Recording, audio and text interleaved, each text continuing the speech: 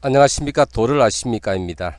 오늘은 돌을 연구하는 사람들, 그 중에서 화성암 연구하는 사람들이 암석 화학 자료를 어떻게 해석을 하는지, 그 중에서 특히 주성분 원소에 대해서 알아보겠습니다. 이전 영상에서 주성분 원소에 대해서는 간단히 이야기한 적이 있는데요.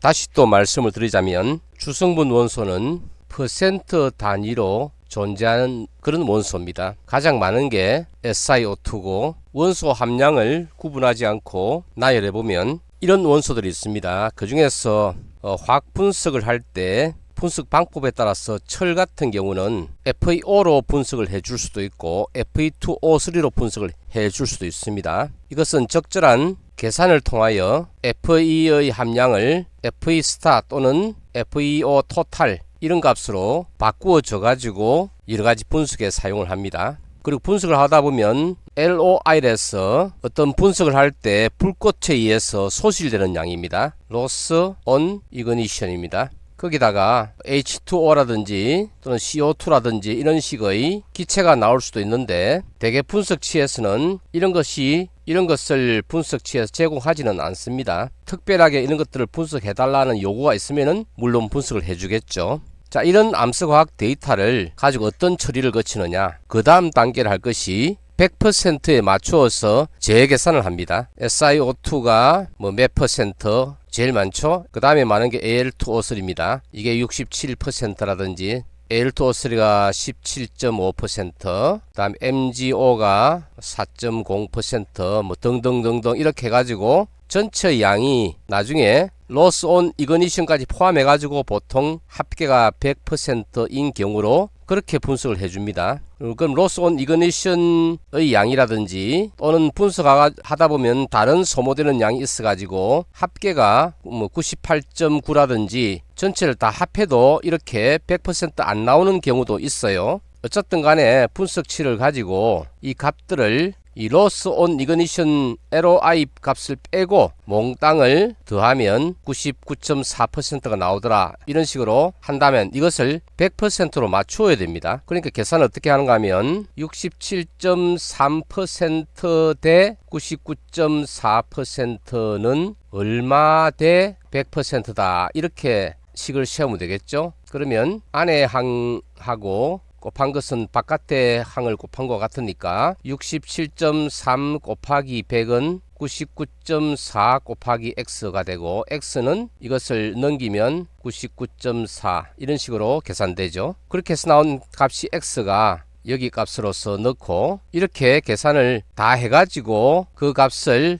요 위에 있는 원소들을 모두 합을 해가지고 그것을 100%로 맞추는 겁니다. 그러면 99.4%가 100%에 맞춘 값으로 다 바뀌겠죠. 이 값을 가지고 이제 여러가지 필요한 도표를 그립니다. 그래서 화성암이라는 암석, 여기는 심성암이 있고 화산암이 있죠. 심성암은 광물이 육안으로 또는 현미경으로 구분이 되는데 화산암은 광물 구분은 될지라도 그 함량을 계측할 수 있는 그것이 어려워요. 구분이나 또는 함량 계측이 상당히 어렵다. 그래서 화산암에 주로 암석의 화학 성분 자료가 이용이 됩니다. 첫 번째 이용되는 것은 암석의 이름을 알아내는 데 사용이 되죠. 이렇게 하기 위해서 필요한 자료는 SiO2 함량하고 여기다가 알칼리라 하는 K2O 더하기 Na2O 자료가 쓰입니다. 그래프를 세로축에 K2O 더하기 Na2O, 이것이 토탈 알칼리죠. 거기다가 여기는 SiO2 함량을 놓습니다. 그렇게 가지고 하면은 어떤 암석들이 여기에 점이 찍히겠죠. 자, 화면에 K2O 더하기 Al2O에다가 SiO2 함량을 넣은 것으로 암석 이름을 명명할 수 있는 그런 그림이 나옵니다. 이 도표를 토탈 알칼리에다가 SiO2를 한 데서 타스 그림이라 그럽니다.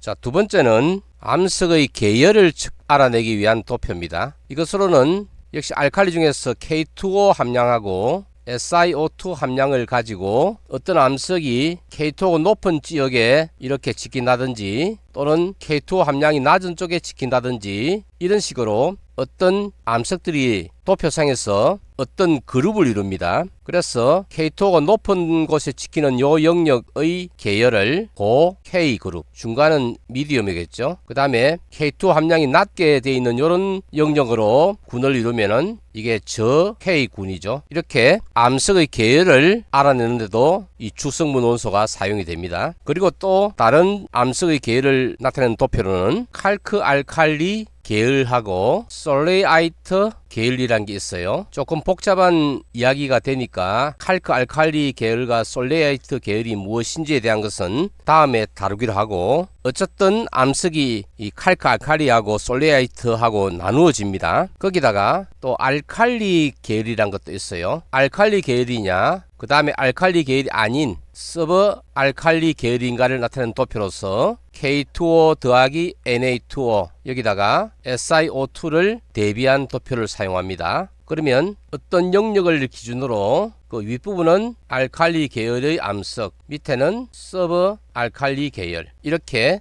나누어집니다. 이런 서브 알칼리 계열 중에서 또 나누어지는데 이것이 칼크 알칼리하고 솔레이트하고를 나누는데, 자, 칼크 알칼리와 솔레이트를 나누는 도표는 AFM이라 해서 삼각도를 사용합니다. 여기서는 필요한 원소가 MgO, 이것은 M입니다. 그 다음에 FeO 토탈, F죠. 거기다가 K2O 더하기 Na2O, 이것이 알칼리입니다. 즉 필요한 원소는 MgO 함량이 있어야 되고 FeO 토탈, 그 다음에 K2O 더하기 Na2O가 있어야 되는데 MgO 함량을 5.4%를 하고 FeO 토탈이 7.2%, K2NA2를 보태니까 6.4%다 합시다. 그럼 다 합하면은 19%죠. 이것을 100%로 계산을 재계산합니다. 그래가지고 요거는 한 25 정도 나오겠죠. 이거 한 30, 한 6 정도, 이거는 41 정도, 이렇게 재계산한 이것을 여기다 찍습니다. 여기서 AFM, 여기는 A 자리고, 그 다음에 제일 위를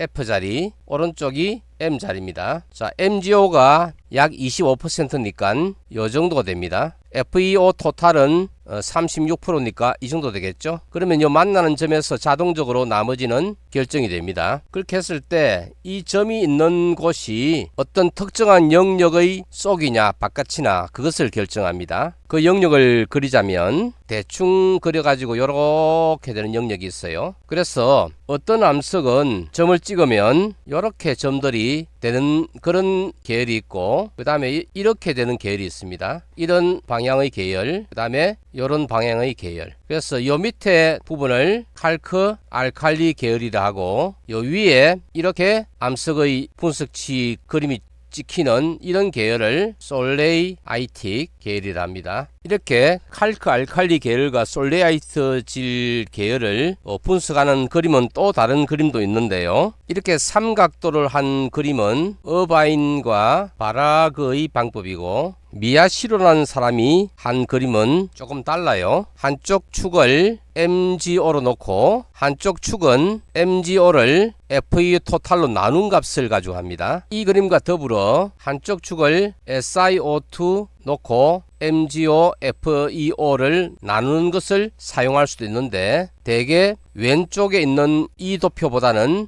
이 도표를 많이 사용합니다. 그랬을 때 그 값이 어떤 영역에서 요 영역에 찍히느냐 요 영역에 찍히느냐 따라 가지고 윗부분에 찍히는 경우 이것이 솔레이아이트 질, 밑에 부분이 찍히면 칼크 알칼리 질입니다. 자, 이렇게 암석의 계열을 분류하는 것은 어떤 특정한 영역의 환경마다 그에 따른 암석 화학적 자료가 다르게 나타나기 때문입니다. 쉽게 이야기하자면 마그마가 두꺼운 대륙 지각을 통과하면서 나오는 것하고 얇은 해양 지각을 통과해서 나온 것은 마그마가 나오는 과정에서 겪는 어떤 과정들이 달라지기 때문에 그것들이 암석 화학 성분에도 영향을 끼치겠죠. 그런 영향력 때문에 암석 화학 성분이 달라지고, 그래서 얇은 해양 지각에서 나온 암석과 두꺼운 대륙 지각을 통과해서 나온 암석은 서로 구분이 돼야 되겠죠. 그래서 그런 것들을 암석 계열이란 것으로 구분을 하는 겁니다. 다음으로 주성분 원소를 가지고 하는 작업은 하크란 사람이 개발한 하크 도표란 것을 그립니다. 이거는 그냥 암석의 화학 성분 중에서 주성분 원소 2종을 XY로 그리는 거예요. 그런데 그릴 때